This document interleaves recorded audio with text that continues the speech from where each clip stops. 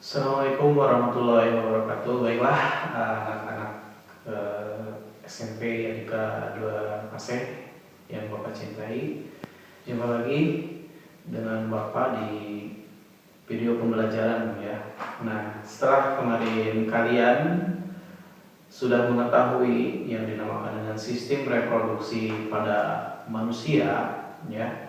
Nah, terdiri dari ada sistem reproduksi pada laki-laki dan juga sistem reproduksi perempuan. Nah, pada sistem reproduksi laki-laki di situ terbentuknya sel induk jantan atau dinamakan sperma dan prosesnya itu dinamakan dengan spermatogenesis. Yang kedua, di organ reproduksi perempuan itu yang dinamakan dengan ovarium yang menghasilkan sel ovum. Nah, pembentukan sel ovum sendiri itu dinamakan dengan proses atau terjadinya atau disebut juga dengan oogenesis ya.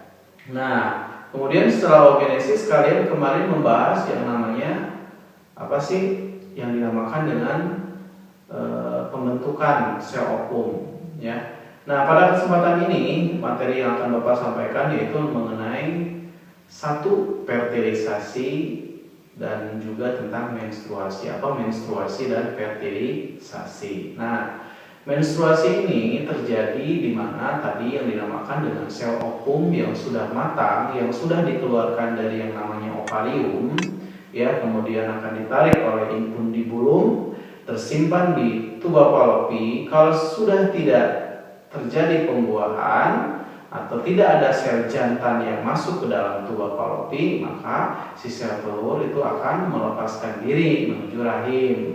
Ya, nah disitulah terjadinya yang dinamakan dengan peluruhan, ya, yang menempel pada endometrium atau yang menempel pada yang dinamakan dengan dinding rahim. Nah, kemudian setelah dinding rahim itu ditempeli atau dimasukkan yang dinamakan sel indung telur, maka akan terjadi yang namanya peluruhan, itu yang dinamakan dengan menstruasi. Nah, setelah itu ada juga dinamakan dengan fertilisasi atau pembuahan. Nah, pembuahan sendiri terjadi apabila tadi sel ovum yang ada di tuba Fallopi yang dilepaskan oleh ovarium, ya. Nah, apabila ada sel sperma yang masuk melalui saluran lubang vagina, menembus cervix, menembus rahim atau uterus dan masuk ke tuba Fallopi. Kalau terjadi di situ pembuahan, maka di situ akan terjadinya pembelahan sel, ya. Nah, pembelahan sel itu dinamakan yang sudah kalian bahas atau kalian tahu yang sudah Bapak bahas kemarin, yaitu pembelahan meiosis, ya. Nah, kalau pembelahannya sudah sempurna, maka akan menjadi sebuah embrio. Kemudian dari tuba Fallopi akan turun menuju rahim dan menempel di endometrium. Nah, disitulah akan berkembangnya yang dinamakan embrio. Nah, untuk lebih jelas lagi mengenai paparan yang Bapak berikan kepada kalian, mari kita simak video berikut ini.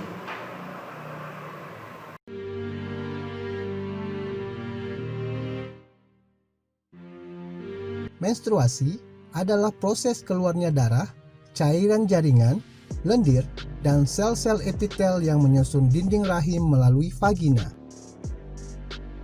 Menstruasi terjadi apabila sel telur yang dihasilkan oleh ovarium tidak dibuahi oleh sel sperma. Menstruasi biasanya terjadi 1 bulan sekali, umumnya bersiklus setiap 28 hari. Namun, ada pula siklus menstruasi pada wanita yang terjadi sekitar 18 hari bahkan 40 hari. Siklus menstruasi terdiri dari 4 fase. Fase tersebut antara lain yaitu fase menstruasi, fase folikuler, fase ovulasi, dan fase luteal. Kita akan membahas 4 fase tersebut satu persatu. Fase menstruasi adalah fase di mana hormon FSH memicu berkembangnya folikel dalam ovarium. Dinding ovarium menebal untuk mempersiapkan kehamilan. Namun, karena pembuahan tidak terjadi, maka lapisan rahim menjadi luruh, lalu dikeluarkan dalam bentuk cairan darah dan lendir. Pada fase ini, wanita akan merasakan gejala seperti kram perut, kembung, sakit kepala, dan perubahan secara psikologis selama kurang lebih 3-7 hari.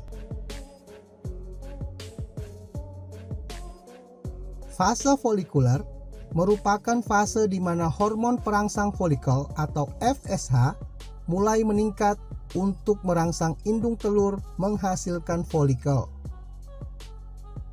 Folikel yang matang akan memicu lonjakan estrogen untuk menebalkan lapisan rahim sehingga tercipta lingkungan yang baik bagi embrio untuk tumbuh. Fase ini terjadi pada hari ke-10 dari 28 hari dalam sebuah siklus menstruasi. Fase ovulasi merupakan fase di mana sel telur dilepaskan untuk siap dibuahi oleh sperma. Sel telur yang telah matang bergerak ke tuba falopi dan menempel di dinding rahim. Sel telur ini hanya mampu bertahan selama 24 jam.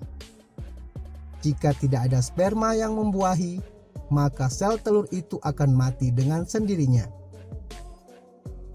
Fase ovulasi merupakan masa subur pada wanita dan umumnya terjadi sekitar 2 minggu sebelum siklus menstruasi berikutnya. Fase luteal merupakan fase di mana terjadi peningkatan hormon yang berfungsi menjaga lapisan rahim tebal untuk ditanamkan telur yang telah dibuahi. Jika kehamilan tidak terjadi, maka korpus luteum akan menyusut diserap oleh lapisan rahim, dan lapisan rahim akan terlepas dan meluruh. Fase ini umumnya terjadi pada wanita selama 14 hari.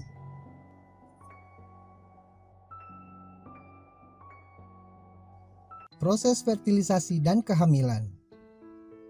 Ketika sperma dilepaskan, sekitar 300 juta sel sperma akan memasuki vagina.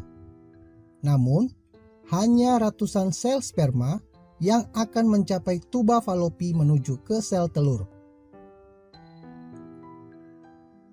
Dari ratusan sperma yang masuk, hanya ada satu sperma yang berhasil bertemu dengan sel telur, sehingga pembuahan atau fertilisasi pun terjadi. Meskipun jarang terjadi, terkadang indung telur dapat menghasilkan 2 sel telur yang matang.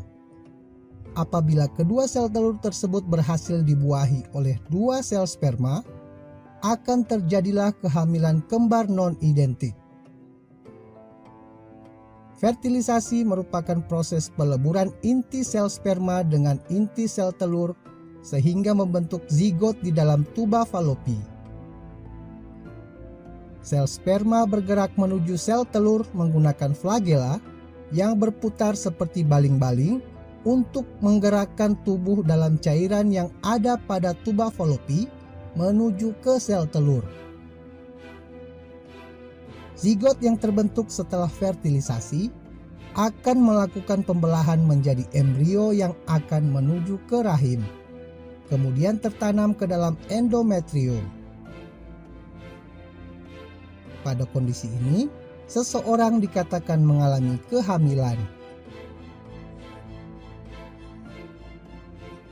Kehamilan ini dapat dipastikan dengan melakukan tes menggunakan alat khusus, setidaknya 3-4 minggu setelah hari pertama menstruasi terakhir, atau dengan bantuan tenaga yang ahli di bidangnya. Baiklah anak-anak, itulah ya gambaran atau simulasi dari bagaimana proses terjadinya menstruasi, kemudian proses terjadinya fertilisasi atau kehamilan pada perempuan ya sudah kalian saksikan. Mudah-mudahan kali ini kalian paham dengan materi yang Bapak sampaikan dengan video pembelajaran ini, dan mudah-mudahan ilmu yang kalian dapatkan hari ini bisa bermanfaat bagi kalian masa kini dan masa datang ya. Mungkin itu saja yang Bapak dapat sampaikan. Terima kasih. Semangat terus untuk belajar. Jangan sampai kalian malas untuk belajar, ya. Teruslah jaga kesehatan kalian. Terima kasih. Assalamualaikum warahmatullahi wabarakatuh.